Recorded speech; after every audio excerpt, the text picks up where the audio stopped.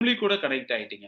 இது 2ம் நடந்துருச்சுன்னா, 3வது உங்களோட அசோசியேட் கூட கனெக்ட் ஆகணும்.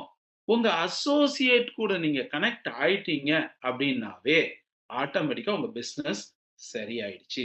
சார் அசோசியேட் கூட போய் என்ன சார் கனெக்ட் ஆகுறது?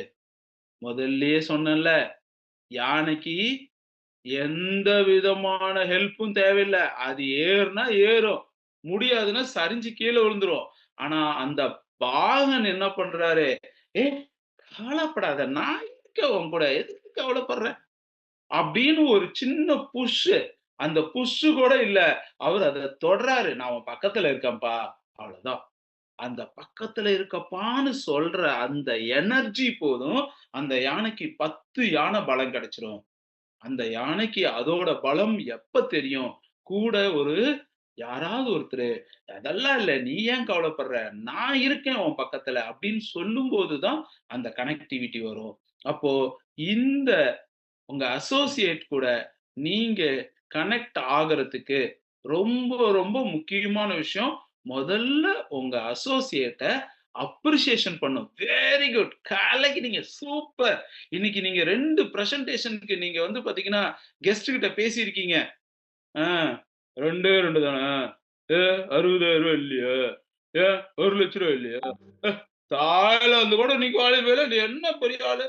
என்னமோ அங்க பாத்தியா எவ்வளவு பேர் குவாலிஃபை ஆயிட்டாங்க? இதெல்லாம் அவங்களும், இவரும் வேற எனர்ஜி. 2 எனர்ஜிகிட்டயும் ஒரே விஷயத்த கேட்கக்கூடாது. "என்ன சர்க்கரை, நீ வந்து பாத்தீங்கன்னா இனிக்கிற. என்ன வேப்பமரம், நீ ஏன் கசக்குற?" அப்டின்னா, அது அவங்களோட குணம். அந்த குணத்த மாத்த முடியாது. உங்களுக்கு டீக்கு வேணும்னா சர்க்கரைய போட்டுக்கோங்க. காலையில நீங்க எனர்ஜியா இருக்கணும், நல்லா இருக்கணும்னா, வேப்ப இலைய எடுத்து சாப்பிடுங்க. எந்த இடத்துல எத பயன்படுத்திக்கணும்னு உங்களுக்கு தான் தெரியணுமே தவிர, எல்லாத்தையும் எல்லா இடத்துலயும் பயன்படுத்திக்க முடியாது. அதுக்கு தானே டீம் வொர்க் அப்படின்னு கொண்டு வந்திருக்கோம். ஒரு மீட்டிங் பண்றீங்கன்னா, யாரு எல்சிடி ப்ரொஜெக்டர் போடணும்? யாரு மியூசிக் சிஸ்டத்துல உட்காரணும்? யாரு ஹால் இன்சார்ஜா இருக்கணும்? யாரு என்ட்ரில உட்கார்ந்து யாரு டிக்கெட்ட போடணும்? யாரு ஸ்டேஜ்ல எம்சி பேசணும்? யாரு ப்ராடக்ட் பேசணும்? யாரு மார்க்கெட்டிங் பிளான் பேசணும்? யாரு புரமோஷன் பேசணும்னு மொதல்ல அங்க இருக்கிற லீடருக்கு தெரியணும். இது எதுவும் தெரியாது. இவரு பாட்டுக்கு 2 மணி மீட்டிங்க்கு நான் 3 மணிக்கு வருவாரு. கடைசில வந்து இவரு புரமோஷன் பேசிட்டு எஸ் அப்படின்னு எல்லாம் பேசிட்டு போயிருப்பாரு. என்னடா நடந்துச்சு மீட்டிங்ல? எல்சிடி ஒர்க் ஆவலைங்கோ. சவுண்டே வரலைங்கோ. கேட்ல யார் வேணா வந்திருக்காங்கங்கோ. புரோகிராம் முடிச்சுட்டு உங்க பாக்கெட்ல இருந்து ரூ. 10,000 எடுத்து ஹாலுக்கு குடுங்கோ. அவ்வளோதான். இப்ப அடுத்த மீட்டிங்க்கு நம்ம போவோமா? நான் ஏன் போறேன்? என் பாக்கெட்ல இருந்து நான் ஏன் ரூ. 10,000 குடுக்கணும்? போனஸ் வந்ததே ரூ. 7,500 ரூ. 10,000 நான் குடுக்கணுமா? வேண்டாம். ஒரு அணியும் புடுங்க வேண்டாம். அப்போ உங்களுக்கும், அவங்களுக்கும் இருக்கக்கூடிய ரிலேஷன்ஷிப் தான் எல்லாம். நான் தான் முதல்ல 2 மணி மீட்டிங்னா 1 மணிக்கு நான் போய் ஹால்ல இருக்கணும்.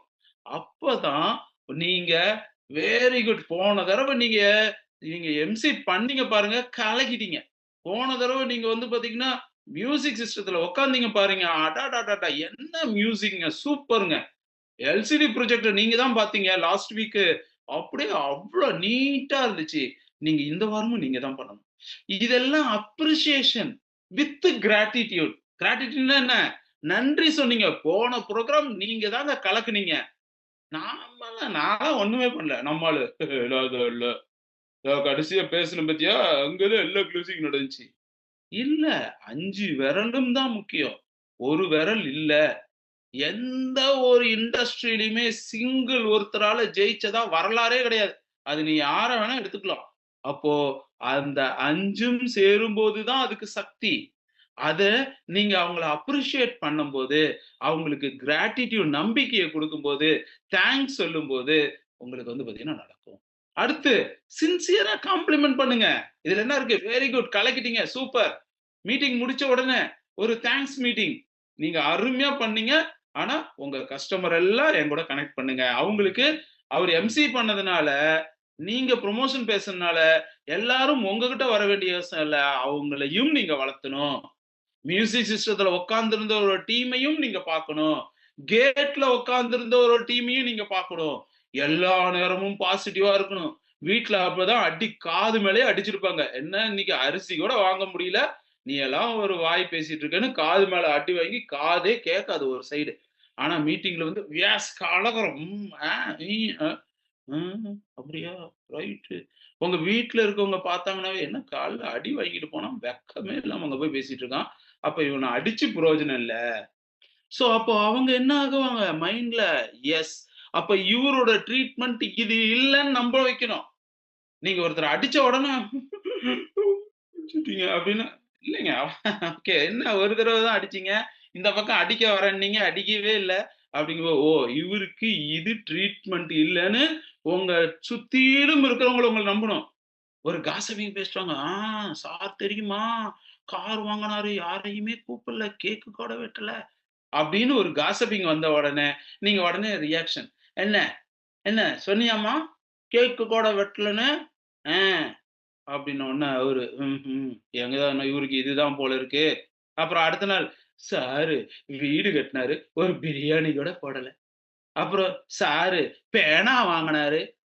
நமக்கு ஒரு இங்க் பாட்டில் கூட தரல. சார் ஒரு ரப்பர் வாங்குனாரு. நம்ம நோட்ல அழிச்சு கூட காமிக்கல. ஏன்? நீங்க இதுக்கு ரியாக்ட் பண்ண ஆரம்பிச்சுட்டீங்கன்றது அவங்களுக்கு புரிய ஆரம்பிச்சுரும். இது உங்களுக்கு புரியணும். அப்போ எப்பயுமே பாசிட்டிவா இருக்கணும். அடுத்து எப்பயுமே உறுதியா இருங்க.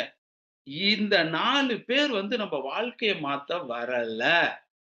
அங்க நமக்கு கோடிக்கணக்கான ஆளுங்க இருக்காங்க.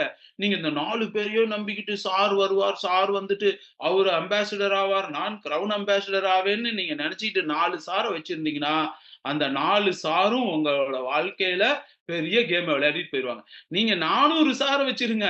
அதுல எந்த 4 சேர் வேணா ஆயிட்டு போட்டும். நமக்கு என்ன பிரச்சன? அவர ஜெயிக்க வைக்க வந்திருக்கோம். ஆனா, அவரு நம்ம ஃப்ரீக்வன்சிக்கு வந்தா தான் ஜெயிக்க வைக்க முடியும். அப்போ நீங்க எப்பயுமே ஒரு பவர்ஃபுல்லா, எனர்ஜியா, மரியாதை குடுத்து, இதெல்லாம் டீமுக்கு ரொம்ப இம்பார்ட்டன்ட். அவங்க சொல்றக்கூடிய விஷயங்களுக்கு நீங்க ரியாக்ட் பண்ணாம இருந்துட்டீங்கன்னாவே, உங்க பிசினஸ் வந்து பாத்தீங்கன்னா, சக்சஸ் ஆயிடும். இது நீங்க புரிஞ்சுக்கணும். ஒரு இந்த இந்த ஸ்டோரிய வந்து நீங்க